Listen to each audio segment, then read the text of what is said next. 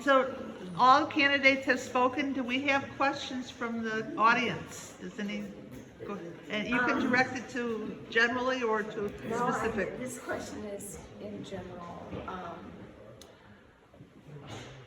I'm really concerned about people having to sleep in tents in the weather, especially when that weather was so cold. And, you know, a lot of the tents are located close to the lake. And I'm just wondering if anybody has,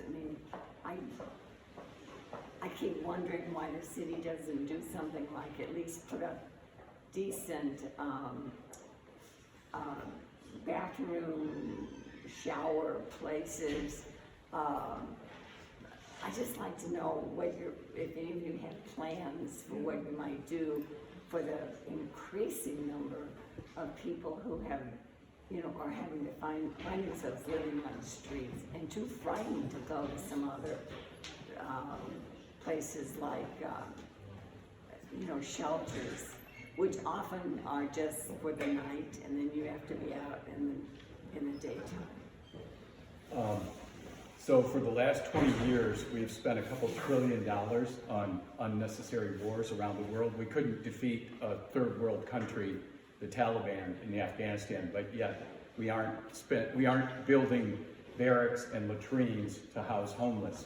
I think we could do that. And I don't think that would be a great cost.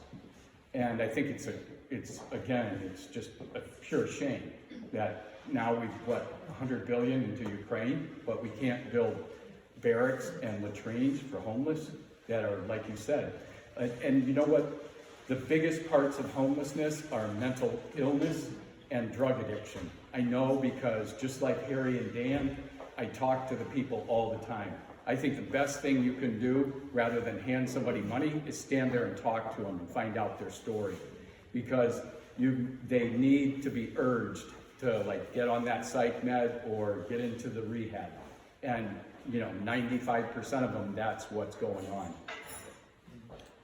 Yeah, to everyone also. Okay. To you, Brian. But I spent the last 10 years living in Denmark, and I'll share a little bit about Denmark, what they've done to house the homeless. The old train tracks running through the second largest city in Denmark after Copenhagen was obviously not being used. A lot of this industrial infrastructure doesn't get used across the world, right? So they took old cars and actually constructed new structures also. I don't think that there was running water or kitchens common to each of these units, but there was maybe a common area that they could use. I've talked to James Kappelman about this too. He claims that he proposed something similar where we could designate some kind of lot in the Northside neighborhoods where we could build structures like this. That we'd have to, of course, like you said, Brian, also talk to the community living under these underpasses, and see if they would like to live there. Of course, need their input. But I just wonder if there's any lots in Edgewater or uptown or anywhere in between that could be designated for some kind of construction like this. And also in Denmark, they were really beautiful. I love to walk through there. The public, it wasn't a dangerous place like the underpasses feel now, because you got to walk out in the streets. It was beautiful to walk through there. I loved it.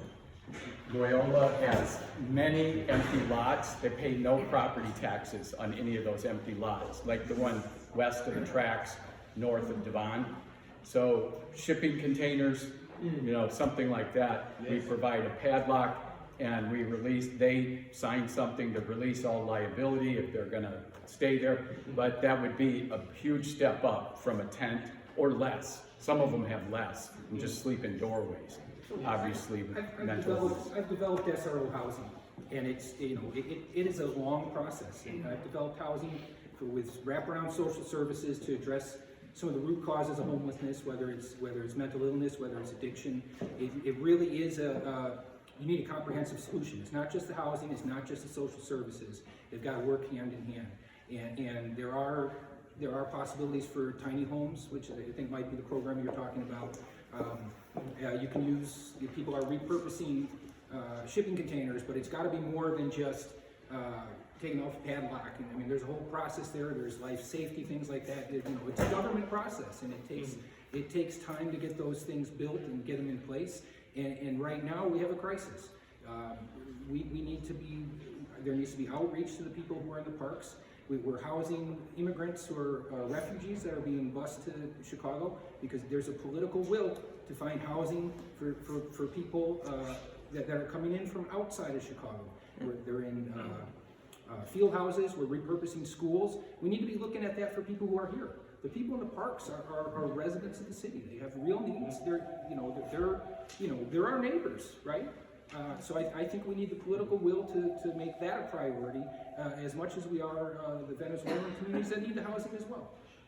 And it needs to be urgent because building new housing, I mean, there's a shortage of housing right now, and the stuff I've built with federal funds and federal tax credits takes 5 years to get done. We need solutions now. Sorry, go ahead. I'd like to add also that we kind of have to look at it, both of you have already said it, it is a longer term process and a short term process. Right now, in the next couple of days, we're going to have what's called a point in time count. That's a government effort in which they go out and they actually count the number of homeless people that are there at that point in time. It is woefully wrong. The Chicago Coalition on the Homeless says that there are 10 times as many homeless people in Chicago than what was actually captured by the government. And we need to make sure that all of those people are being captured in the count because that's how we get our funding. So that's one of the first things we need to do is hold our officials accountable that everyone is in fact being counted. The second thing is that when you look at, and Brian brought this up, when you look at housing, people that are not housed, there's many issues. Some of them may not be housed because of COVID and other reasons why they suddenly lost jobs. The other reason is that they do have mental health issues that have been exacerbated by drug and alcohol use. And the final one is, I know this is partly mental health issues, but they're veterans and they have PTSD. We have to look at each of those constituencies separately, but we got to do it fast. These people aren't going to survive. Luckily, we've got 40-degree weather today, but these people are not going to survive. So what we need to do for our neighbors, our homeless neighbors, is we need to identify why are they there, what is their needs? Because I will tell you that we had a solution. It was called VASH, Veterans Assistance Supportive Housing. Basically, vouchers were given out to homeless veterans, and you know what? They left, and then they came back. And why did they come back? They came back because they had PTSD.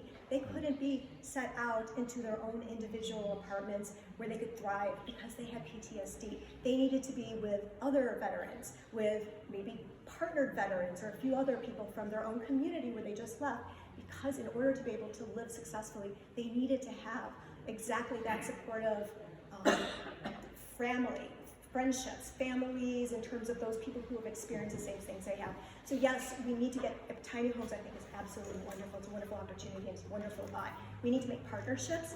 MIT actually has this big idea about how to make tiny homes. Let's partner with them. Let's partner with Loyola, DePaul, wherever we can find an opportunity to partner and bring those resources together. I'll do pilot programs. So yes, there's a long-term process and a short-term process, and please make sure you are aware of both. Thank you. But the other thing that's really vitally important is we can't make housing that's better than people who are earning minimum wage can afford. For people who are homeless or drug addicted or whatever, they need to go through the same process. Jealousy is a terrible thing.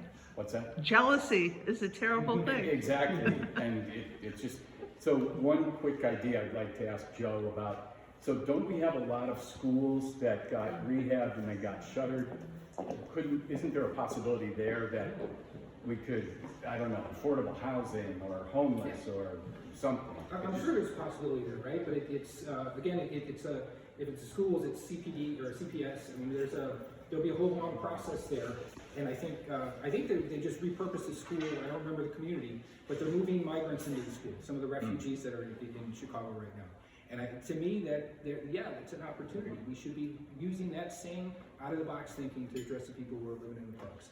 And a school would be a perfect setting where you can bring the social service providers. You can have an auditorium or a gymnasium that's set up for social services. Exactly. And they need to be available and focused on the people there, but they can't be required.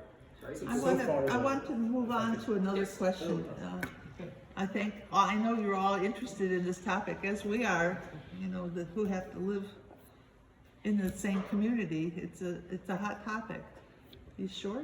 Very short. I just really quickly wanted to plug, I know a couple folks up here already are pushing this as well, but Bring Chicago Home is an ordinance that a group of older people are already trying to push through City Council to create a annual revenue stream for permanent supportive housing for our unhoused neighbors. So just if you're out there listening to this, talking to your elected representatives, talking to your friends about Bring Chicago Home is incredibly important, because right now the mayor and some of her allies are refusing to build a quorum to hear about it, and it would be a serious way to actually bring funds in to provide some of this. And I think the key word that you said, the will. We had the will to do the immigrants, the refugees, I mean. Do we have the will for this? And it's up to you as candidates, as you're talking to your constituents,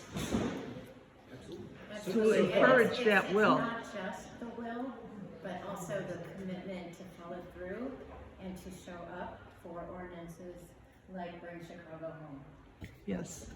It's not enough to check a box and say that you're in support of something, but not show up for it, or not champion it. Well, or when I not say talk will, about I it. mean really will, not checking a box.